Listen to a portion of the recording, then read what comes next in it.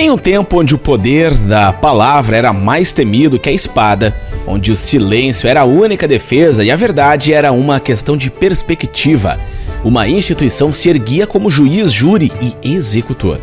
O que você está prestes a descobrir vai além do que você imagina. Olá, viajantes da história!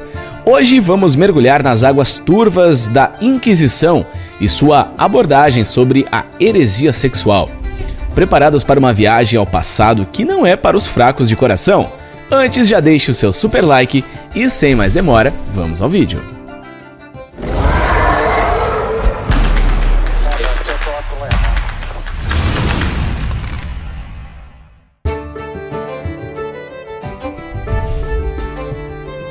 O surgimento da Inquisição.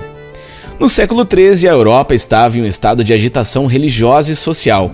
A Igreja Católica, buscando consolidar seu poder e eliminar qualquer forma de heresia, estabeleceu a Inquisição. Inicialmente, o foco era combater os cátaros e também os valdenses, grupos religiosos considerados heréticos. Sediada em Roma, mas operando em várias partes da Europa, a Inquisição utilizava métodos que iam desde interrogatórios até torturas para extrair confissões e manter a ortodoxia da fé. A autoridade da Inquisição era absoluta e poucos ousavam desafiá-la.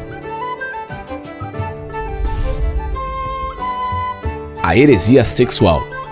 A Inquisição não se limitava apenas a questões de fé e doutrina. Ela também se estendia a comportamentos considerados desviantes, incluindo práticas sexuais. Homossexualidade, adultério e até mesmo a masturbação eram vistos como ameaças à ordem social e religiosa.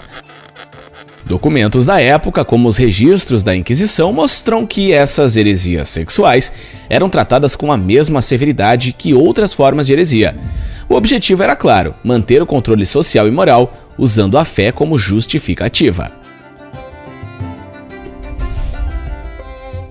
O caso de Joan of Arc. Joana d'Arc, uma heroína francesa que desempenhou um papel crucial na Guerra dos 100 Anos, foi capturada e posteriormente julgada em uma corte eclesiástica.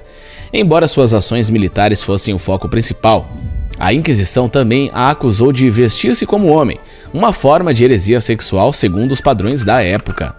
Este foi um de muitos pretextos usados para condená-la. Em 30 de maio de 1431, ela foi queimada na fogueira em Rouen, na França, tornando-se uma mártir e uma das vítimas mais famosas da Inquisição. O livro maldito. O Maleus Maleficarium, o Martelo das Feiticeiras, publicado em 1487 na Alemanha pelos inquisidores Heinrich Kramer e Jacob Sprenger, serviu como manual para caçar bruxas e heréticos. Este livro não apenas detalhava métodos para identificar e julgar bruxas, mas também continha diretrizes sobre como lidar com as heresias sexuais. A homossexualidade era descrita como um ato nefasto, e a bruxaria ligada ao sexo era vista como uma das formas mais perigosas de heresia. O livro teve um impacto significativo e foi amplamente utilizado pela Inquisição em vários países europeus. A Inquisição Espanhola. Na Espanha, no século XV, a Inquisição ganhou um novo fôlego sob o reinado dos reis católicos Fernando e Isabel. Eles estabeleceram a Inquisição Espanhola em 1478, com o objetivo de unificar o país sob o catolicismo e eliminar heresias. A limpeza da fé também incluía a perseguição de práticas sexuais consideradas heréticas. Homossexualidade, por exemplo, era punida com a fogueira, e os culpados eram frequentemente submetidos a humilhações públicas antes da execução. A Inquisição Espanhola se tornou uma das mais notórias e temidas, estendendo sua influência até as colônias espanholas nas Américas. O caso dos marranos.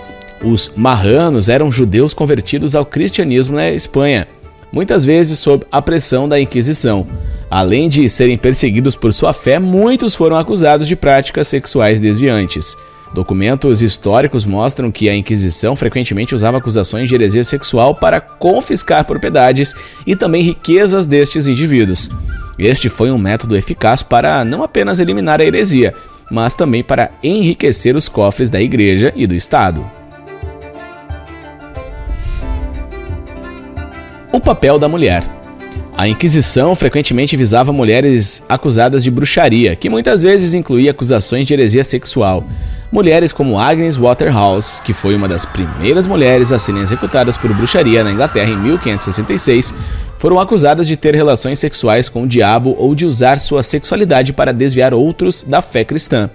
O estigma social associado a essas acusações era imenso e muitas vezes as mulheres não tinham recursos legais para se defender. O julgamento e a execução de mulheres com base em tais acusações eram frequentemente usadas como exemplos públicos para incutir medo e manter o controle social. O fim da Inquisição. No século XIX, a Inquisição começou a perder seu poder e influência, em grande parte devido às mudanças políticas e sociais que varreram a Europa.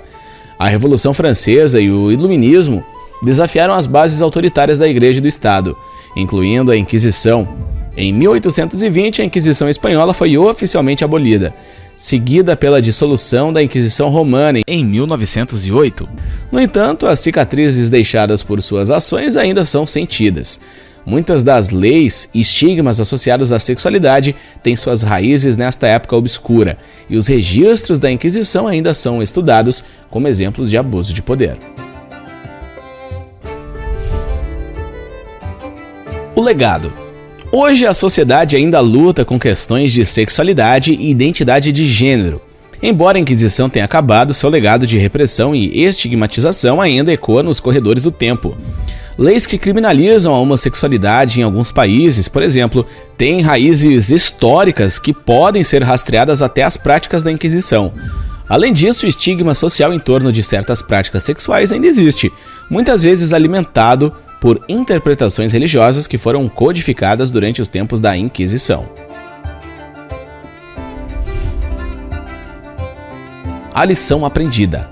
A história da Inquisição nos ensina o perigo de permitir que qualquer instituição tenha controle restrito sobre a vida e a liberdade individual. A sexualidade, como qualquer outra forma de expressão humana, deve ser celebrada, não condenada. O estudo da Inquisição serve como um aviso sombrio sobre o que pode acontecer quando o poder é concentrado em mãos de poucos, sem supervisão ou responsabilidade. É uma lição que permanece relevante hoje, à medida que continuamos a lutar por igualdade, liberdade e o direito de viver nossas vidas sem medo de perseguição. E assim chegamos ao fim da nossa jornada sombria. Que esta viagem sirva como lembrete de que a liberdade é um bem precioso e que a intolerância de qualquer forma é um inimigo a ser combatido. E você, o que achou do vídeo? Deixe nos comentários. E não sai daqui sem deixar o seu super like, ajuda demais o canal. Um forte abraço e até o próximo vídeo.